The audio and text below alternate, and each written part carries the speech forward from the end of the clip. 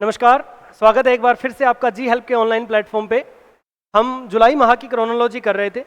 अब से पूर्व की क्लासों में हमने प्रादेशिक परिदृश्य है, जो हमारा राष्ट्रीय परिदृश्य है, अंतर्राष्ट्रीय परिदृश्य है, उन सबको देखा था। आज की क्लास में हम जो अंतरिक्ष और जो रक्षा प्रौद्योगिकी की जो बातें हैं उनको देखेंगे। सबसे पहली बात कि मंगल ग्रह के ऊपर वैज्ञानिकों ने 3 नए क्रेटर्स खोजे हैं। क्या होते हैं क्रेटर्स? क्रेटर्स मतलब गड्ढे होते हैं कुछ। यहाँ पे जो बात है, गोल आकार के कुछ विशाल गड्ढे हैं। 3 क्रेटर्स जो है वो भारत के द्वारा जो है वो खोजे गए हैं मंगल ग्रह के ऊपर। इनको नाम दिया गया है। क्या नाम दिया गया इनको? लाल, मुर्सान और हिल्सा। पूछा जा सकता है, सीधा क्वेश्चन आ जाएगा कि मंगल ग्रह पे खोजे गए जो क्रेटर्स हैं उनमें से जो खोजे गए हैं उनमें से निम्नलिखित में से कौन सा शामिल नहीं है? तो कौन कौन से हैं? लाल, मुर्सान और हिल्सा। ये जो नाम हमने रखे हैं, इन नामों को जो इंटरनेशनल एस्ट्रोनॉमिकल यूनियन जो है, IAU जो है, उसने इनको मंजूरी दे दी है कि इन क्रेटर्स के नाम जो है वो भारत ने रखे और उनको मंजूरी दे दी गई है। किसने खोजा है? तो अहमदाबाद की जो फिजिकल रिसर्च लेबोरेटरी जो है, PRL, जो फिजिकल रिसर्च लेबोरेटरी है, कहाँ की है? अहमदाबाद की। इसके वैज्ञानिकों ने इसको खोजा है। ये क्रेटर्स जो है वो मंगल ग्रह के अंदर जो थारिस ज्वालामुखी क्षेत्र है उसमें लगभग 21 डिग्री दक्षिण और 209 डिग्री पश्चिम निर्देशांक पर स्थित है। इतना तो नहीं पूछा जाएगा, थोड़ा सा ये थारिस ज्वालामुखी जो है वो मंगल ग्रह पे, ये ध्यान रखा जाए। और एक नाम इनके जो है लाल, मुर्सान और हिल्सा। अब देखिए, ये जो लाल नाम है वो किस पे रखा गया है? जो ये PRL है, ये जो हमने PRL की बात की थी, फिजिकल रिसर्च लेबोरेटरी, इसके एक पूर्व महानिदेशक थे, नाम था प्रोफेसर देवेंद्र लाल। प्रोफेसर देवेंद्र लाल के नाम पे इस जो क्रेटर जो है उसका नाम लाल रखा गया। ये जो लाल क्रेटर्स है ये 65 किलोमीटर क्या है? चौड़ा है। 65 किलोमीटर चौड़ा है। और ये प्रोफेसर देवेंद्र लाल जो है वो पहले 1972 से 83 तक इसके निदेशक रहे थे। इतना नहीं हमें याद रखना, हमें ये याद रखना है किसके नाम पे रखा गया है, तो प्रोफेसर देवेंद्र लाल के नाम पे रखा गया है। दूसरा जो नाम है वो है मुर्सान। मुर्सान और हिल्सा जो है वो भारत के 2 कस्बों के ऊपर नाम रखा गया है। मुर्सान जो है वो कहाँ पे है? तो उत्तर प्रदेश के अंदर हाथरस जिला है। इस हाथरस जिले के अंदर मुर्सान नाम का एक कस्बा है, उसके नाम पे दूसरे क्रेटर का नाम रखा गया है। यहाँ पे जो हमारे PRL जो है उसके मौजूदा निर्देशक है, नाम है डॉक्टर अनिल भारद्वाज। डॉक्टर अनिल भारद्वाज का यहाँ जन्म हुआ था, इसीलिए उनके नाम पे, उनके इस शहर के नाम पे इसका नाम रखा गया है।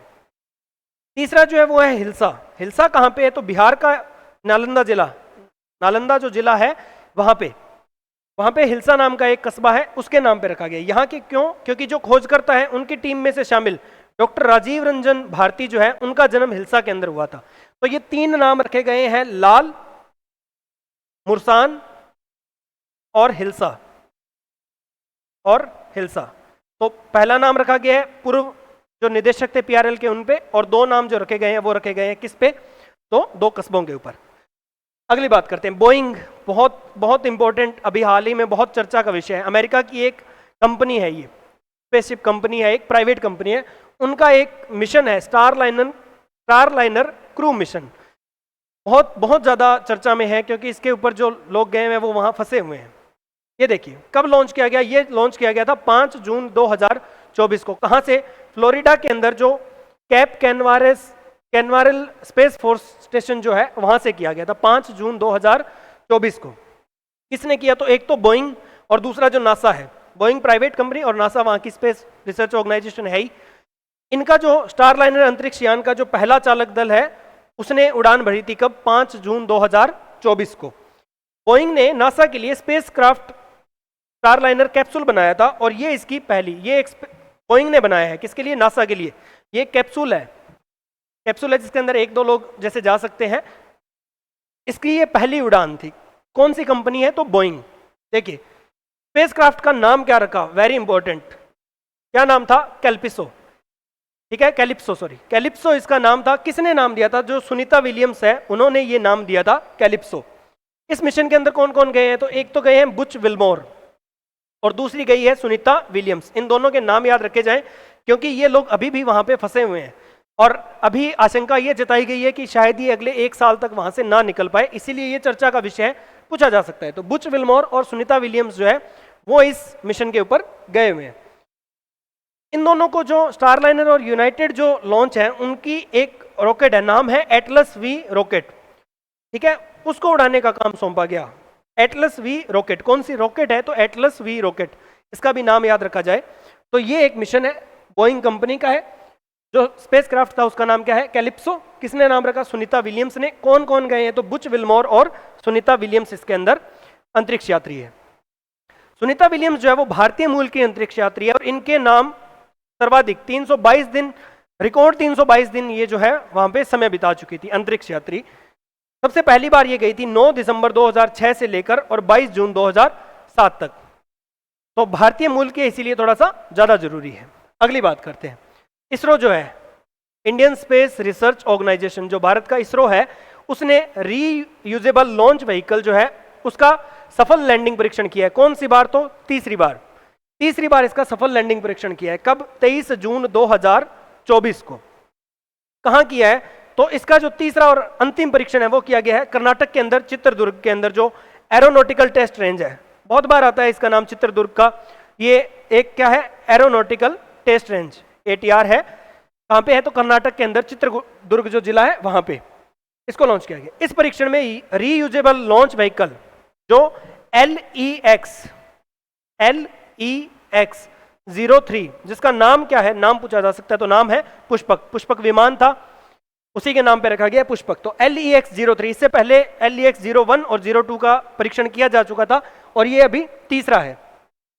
परीक्षण के दौरान यान में मल्टी सेंसर फ्यूजन का उपयोग किया गया था। इतना तो नहीं पूछा जाएगा हमसे, ये जरूरी थोड़ा सा। ये जो प्रक्षेपण यान है पुष्पक, उसको भारतीय वायुसेना का जो हेलीकॉप्टर है, नाम है चिनूक। चिनूक जो हेलीकॉप्टर है उसके द्वारा 4.5 किलोमीटर की ऊंचाई से फिर इसको क्या किया गया था? छोड़ा गया था। किस हेलीकॉप्टर से? तो चिनूक के द्वारा। लैंडिंग के समय इसकी गति लगभग 320 किलोमीटर थी, वगैरह वगैरह। ये इसके अंदर कौन कौन सी संस्थाएं शामिल हैं, किन किन संस्थाओं के द्वारा इस जो पूरा का पूरा जो प्रोग्राम है वो चलाया गया था? तो जो हमारा विक्रम साराभाई अंतरिक्ष केंद्र है, उन्होंने इसका नेतृत्व किया था। इस पूरे के पूरे प्रोग्राम को नेतृत्व किसने किया था? तो विक्रम साराभाई अंतरिक्ष केंद्र। इसके अलावा इसमें कौन कौन थे? इसरो का जो SAC है यानी कि अंतरिक्ष अनुप्रयोग केंद्र है, इसरो का टेलीमेट्री ट्रैकिंग और कमांड नेटवर्क यानी ISTRAC, और इसके अलावा जो हमारा SDAC है, सतीश धवन एरोनॉटिकल सेंटर जो है, इन सब ने मिलकर और इस पूरे मिशन को क्या किया है? इसको पूरा किया है। अगली बात करते हैं, विश्व का सबसे पहला 3D रॉकेट जो है उसका सफल प्रक्षेपण किया गया है भारत के द्वारा। क्या नाम है उसका? तो उस मिशन का नाम है अग्निबाण सॉर्टेड 01 मिशन।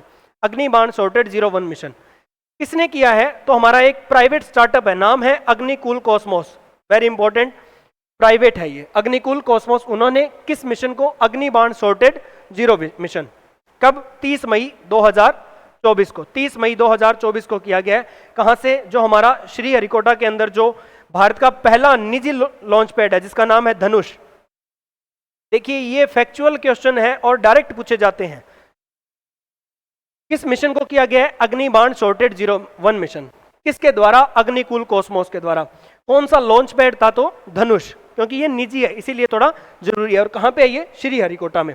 इसके अंदर क्या है? Single piece 3D printed semi cryogenic engine के साथ स्वदेशी रूप से, ये क्या है? स्वदेशी रूप से भारत के अंदर तैयार किया गया है। ठीक है, एक प्राइवेट स्टार्टअप है ये अग्निकुल कॉस्मोस, उसके द्वारा इसको लॉन्च किया गया है। देखिए अग्निबाण सॉर्टेड के बारे में बात करते हैं। 18 मीटर लंबा ये एक रॉकेट है जिसका द्रव्यमान, जिसका भार कितना है? तो 14,000 किलोग्राम यानी लगभग 1400 क्विंटल के आसपास का इसका भार है। अग्निकुल ने 3D मुद्रित रॉकेट बनाने के लिए कौन से धातु का? देखिए इंकोनेल धातु जो है उसका प्रयोग किया था इसको बनाने के लिए। इंकोनेल धातु क्यों?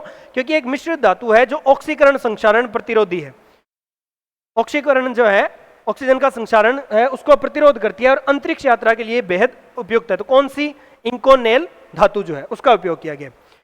इसरो जो है हमारा, ये तो क्योंकि प्राइवेट है, अग्निकुल कॉस्मोस तो एक प्राइवेट ऑर्गेनाइजेशन है, लेकिन जो हमारा इसरो है वो भी अपना जो GSLV है उसका MK3 GSLV MK3 रॉकेट जो है उसके लिए एक सेमी क्रायोजेनिक इंजन जो है उसका विकास कर रहा है। अभी तो ये प्राइवेट क्षेत्र में किया गया, हमारा इसरो भी इसके ऊपर प्रयास कर रहा है। अब बात करते हैं ये अग्निकुल कॉस्मोस क्या है। इसकी शुरुआत की गई थी 2017 के अंदर। कहां पे? तमिलनाडु की राजधानी चेन्नई में। किस किस ने की? तो इसके जो संस्थापक थे स्टार्टअप को किसने किया? श्रीनाथ रविचंद्रन, मोइन एसपीएम और आईआईटी मद्रास के एक प्रोफेसर हैं एसआर चक्रवर्ती। इन 3 लोगों ने, श्रीनाथ रविचंद्रन, मोइन एसपीएम और एसआर चक्रवर्ती, इन तीनों ने अग्निकुल कॉस्मोस जो है उसको 2017 में शुरू किया था चेन्नई के अंदर। अग्निकुल कॉस्मोस जो है अंतरिक्ष में अपना रॉकेट प्रक्षेपित करने वाली दूसरी भारतीय निजी कंपनी बन गई है। इससे पहले भी एक है और उसका नाम है Skyroot Aerospace. Skyroot Aerospace जो है वो पहली थी। सीधा क्वेश्चन आ जाएगा कि भारत की प्रथम निजी कंपनी जिसने क्या है रॉकेट प्रक्षेपित किया, तो कौन सी है? Skyroot Aerospace. इन्होंने कौन सी अपनी, तो इनकी रॉकेट का नाम था Vikram S rocket. Vikram S rocket, इसको अक्टूबर 2022 के अंदर इन्होंने प्रक्षेपित किया था और ये कौन सी है? दूसरी है, अग्निकुल 01 मिशन। अगली बात करते हैं, हमारा पड़ोसी देश पाकिस्तान, उन्होंने अपना एक उपग्रह लॉन्च किया और नाम है पाकसैट M1 उपग्रह। एक संचार उपग्रह है ये, जो टेक्नोलॉजी जो है, जो रेडियो तरंगे जो है, जो फ्रीक्वेंसी है उसको बढ़ाने के लिए एक संचार उपग्रह, नाम क्या है? पाकसैट, पाकिस्तान के नाम पे ये पाकसैट MM1 उपग्रह। कब किया था? तो 30 मई 2024 को। किसकी मदद से करता है? पाकिस्तान खुद से तो नहीं करता है, ज्यादातर चीन की सहायता से ही करता है। चीन का जो जिचांग उपग्रह है, सॉरी उपग्रह प्रक्षेपण केंद्र जो है वहां से किया था। कौन सा मिशन है? तो पाकसैट MM1 उपग्रह। इस सैटेलाइट में 48 ट्रांसपोंडर्स लगे हुए हैं जो ट्रांसपेरेंट करेंगे जो भी तरंगे हैं उनको, और ये लगभग क्या है 15 साल तक अंतरिक्ष में रह सकता है। ठीक है, इसका उद्देश्य क्या है? तो इसका उद्देश्य है तेज इंटरनेट कनेक्टिविटी जो है उसको बढ़ावा देना। जो इंटरनेट कनेक्टिविटी जो है उसको बढ़ावा दिया जाए, इसीलिए इस उपग्रह को जो है वो लॉन्च किया गया है। पाकिस्तान की जो, जैसे हमारे यहाँ इसरो है, वैसे पाकिस्तान की कौन सी है? तो सुपार्को है, Pakistan space upper atmosphere research commission. ये वहां की जो उनके पूरे के पूरे जो अंतरिक्ष कार्यक्रम है उनका संचालन करने वाली जो संस्थान है वो कौन सी है? सुपार्को है। इनका एक मिशन है, उसका नाम है राष्ट्रीय अंतरिक्ष कार्यक्रम 2047। उसी मिशन का ये क्या है? हिस्सा है। इसके अलावा देखिए पाकिस्तान ने 1 महीने के भीतर अंतरिक्ष की कक्षा में ये दूसरा उपग्रह भेजा। इससे पहले 3 मई 2024 को भी इन्होंने कौन सा? आई क्यूब कमर उपग्रह भी जो है वो भेजा था। तो ये इसी महीने लगातार 2 भेजे हैं इन्होंने। अब बात करते हैं, ये तो पूरी थी अंतरिक्ष प्रौद्योगिकी की बात। अब बात करते हैं जो रक्षा से संबंधित जो बातें हैं रक्षा प्रौद्योगिकी उसके अंदर। तो अभ्यास जो है, क्या है अभ्यास? डीआरडीओ का एक टेक जो हीट जो है, एक हम कह सकते हैं एक ड्रोन सिस्टम है अभ्यास। उसका क्या किया गया? 6 सफल परीक्षण किए गए, लगातार 6 सफल परीक्षण किए गए। क्या नाम है? अभ्यास। हमारा जो डीआरडीओ है, डिफेंस रिसर्च डेवलपमेंट ऑर्गेनाइजेशन, रक्षा अनुसंधान एवं विकास संगठन, उन्होंने ओडिशा के अंदर जो चांदीपुर है वहां पे कौन सी एकीकृत परीक्षण रेंज ATR जो है, उससे उन्नत बूस्टर कॉन्फ़िगरेशन के साथ high speed expendable aerial target HEAT, इसका नाम है HEAT, high speed expendable aerial target, नाम क्या है? अभ्यास। उसके लगातार 6 विकासात्मक परीक्षण जो है उनको सफलतापूर्वक इन्होंने पूरा किया। इसका उद्देश्य क्या है? जो विभिन्न मिसाइल सिस्टम है उनके मूल्यांकन के लिए ये टारगेट के रूप में काम करेगा। जो भी मिसाइल सिस्टम है उनके मूल्यांकन के लिए ये टारगेट के रूप में क्या करेगा? काम करेगा। देखिए अभ्यास की निगरानी करने वाली जो टेलीमेट्री है, जो रडार है, या जो इलेक्ट्रो ऑप्टिकल ट्रैकिंग सिस्टम है, उन सभी के ट्रैकिंग सेंसर की इसमें क्या की गई है? जांच की गई है। इसका इस्तेमाल क्या होगा? इसका इस्तेमाल होगा कि दुश्मन को भुलावा देने के लिए नकली विमान, ये एक नकली विमान के समान एक सुडो विमान जो है वो लगेगा। ठीक है, वास्तव में होगा नहीं, जिससे क्या है उनको चकमा दिया जा सके। अभ्यास को जो है वो डीआरडीओ के वैमानिकी विकास प्रतिष्ठान यानी कि एरोनॉटिकल डेवलपमेंट एस्टेब्लिशमेंट ADE कहाँ पे है? बेंगलोर के अंदर है। कहाँ पे? बेंगलोर। उसने इसको डिजाइन किया है। इसका उत्पादन कौन करेगा? तो हिंदुस्तान एरोनॉटिक्स लिमिटेड HAL और लार्सन एंड टुब्रो जो LST है, उन्होंने मिलकर इसका क्या किया है? उत्पादन किया है। क्या नाम है? तो अभ्यास। अगली बात करते हैं, जो हमारा डीआरडीओ है उसने भारतीय सेना को एक मध्यम दूरी का माइक्रोवेव ऑब्सक्यूरेंट चेफ रॉकेट एक जो है वो दिया है। किसने? डीआरडीओ ने भारतीय नौसेना को। थोड़ा ये भी ध्यान रखने की बात होती है, कई बार ऑप्शन में यहां दे दिया जाएगा किसको दिया है? भारतीय वायुसेना को, भारतीय नौसेना को या भारतीय थल सेना को, तो थोड़ा ध्यान रखना चाहिए। डीआरडीओ ने medium range microwave obscurant chaff rocket, नाम क्या है, MRMOCR, इसको 26 जून 2024 को भारतीय सेना को सौंपा है। क्या नाम है, MRMOCR। क्या तकनीक है ये, देखिए, एक ऐसी तकनीक है जो रडार संकेतों को अस्पष्ट करती है और प्लेटफॉर्मों और परिसंपत्तियों के चारों ओर माइक्रोवेव शील्ड बनाता है। इससे क्या होगा कि कोई भी जो है इस प्रकार रडार की पकड़ में आने की आशंका कम रहती है कि हमारी नौसेना की कोई भी, मान लीजिए कोई पनडुब्बी है या फिर हमारा कोई भी जहाज है, वो रडार के कैच में ही ना आए, ठीक है। उसके लिए एक शील्ड का निर्माण करेगी ये जो रॉकेट है वो। इसका विकास किसने किया है, तो इसका विकास जो है रक्षा प्रयोगशाला जोधपुर, डीआरडीओ की जो जोधपुर जो ब्रांच है, जो जोधपुर की जो ब्रांच है, ठीक है, जो यहाँ की लेबोरेटरी है, उसने इसको विकसित किया है। अगली बात करते हैं डीआरडीओ। देखिए, ज्यादातर भारत में रक्षा से संबंधित कोई भी ऐसी चीजें की जाएगी वो किसके द्वारा की जाएगी, डीआरडीओ की। अलग अलग प्रयोगशालाएं स्थापित है इसकी, देहरादून में है, जैसे जोधपुर में है, अभी बेंगलोर के अंदर है। तो इन्होंने किसका परीक्षण किया है, रुद्रम सेकंड जो है उसका परीक्षण किया है। जो हमारा Defence Research and Development Organisation है, उसने, ये क्या है, एक हवा से सतह पर मार करने वाली एक मिसाइल है। हवा से सतह पे मार करेगी, मतलब किसी प्लेन के अंदर जा रहे होगे और वहां से क्या है, इसको लॉन्च किया जाएगा, इस मिसाइल को। यहां देखिए, परीक्षण जब किया गया तो कौन सा, हमारा जो सुखोई विमान है, सुखोई एक इंपॉर्टेंट विमान है, MiG-21 सुखोई जो है ये भारत के इंपॉर्टेंट विमान है, लड़ाकू विमान है, मिराज है, जैसे अभी राफेल को शामिल किया गया। तो सुखोई 30 MK1 जो प्लेटफॉर्म है, वहां से ओडिशा के तट पे इसको क्या किया गया है, इसका परीक्षण किया गया है। तो किस विमान से किया गया है, तो सुखोई 30 से किया गया है। ये एक स्वदेशी रूप से विकसित है हमारे भारत के अंदर, डीआरडीओ के द्वारा ही क्या किया गया, इसको किया गया, जो शत्रु के कई प्रकार के हथियारों को नष्ट करने के लिए जो हथियार है उनसे हवा से सतह में क्या करेगी, ये मार करेगी। अगली बात करते हैं, भारतीय सेना को एक आत्मघाती ड्रोन मिला है, नाम क्या है, नागास्त्र 1। नागास्त्र 1, अभी हमने बात की थी रुद्रम सेकंड की, और ये क्या है, ये तो एक मिसाइल है, ये एक ड्रोन है, नाम है नागास्त्र 1।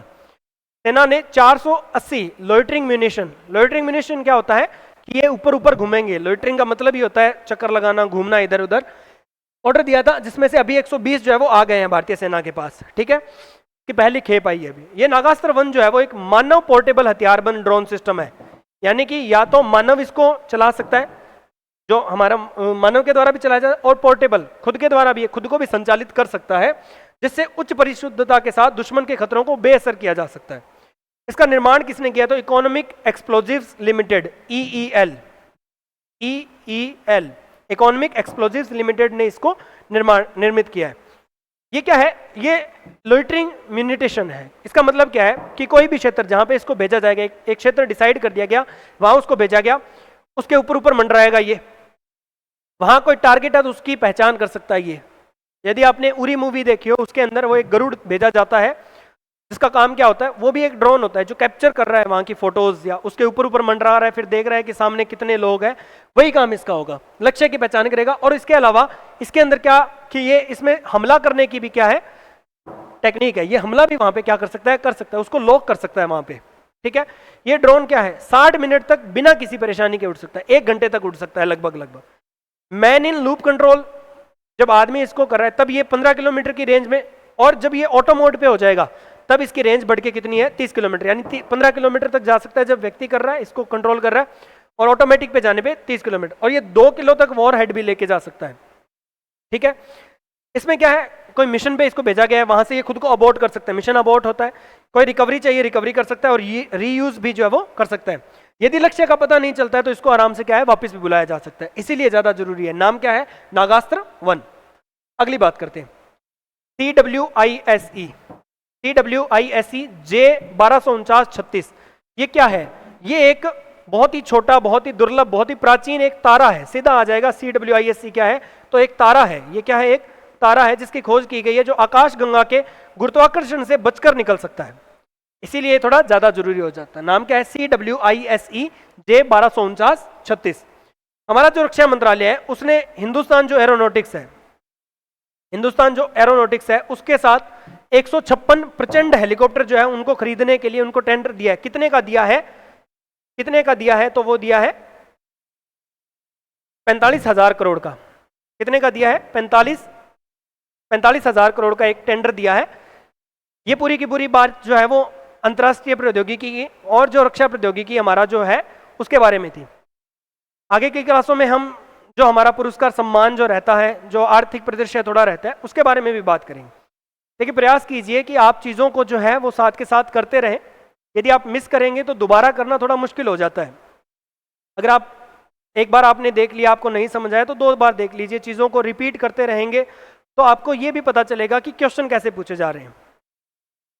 और दूसरी बात ये है कि ऐसे जो चीज़ें हैं, जो डिफेंस है और उसमें कोई ज़रूरी नहीं है कि हाल फिलहाल की बात पूछी जाए। उसमें ये कर दिया जाता है कि कोई इंपॉर्टेंट मिशन जो है वो लॉन्च किया गया, मान लीजिए 2023 दिसंबर के अंदर, और वो बहुत ज़्यादा इंपॉर्टेंट मिशन था, तो वो हो सकता है आपके किसी अक्टूबर, नवंबर या दिसंबर के एग्जाम में भी पूछ लिया जाए। इसीलिए इन चीज़ों को इंटरकनेक्टेड करके थोड़ा सा पढ़ना चाहिए। मिलते हैं अगली क्लास में, आगे की बात करेंगे। तब तक के लिए बहुत बहुत धन्यवाद।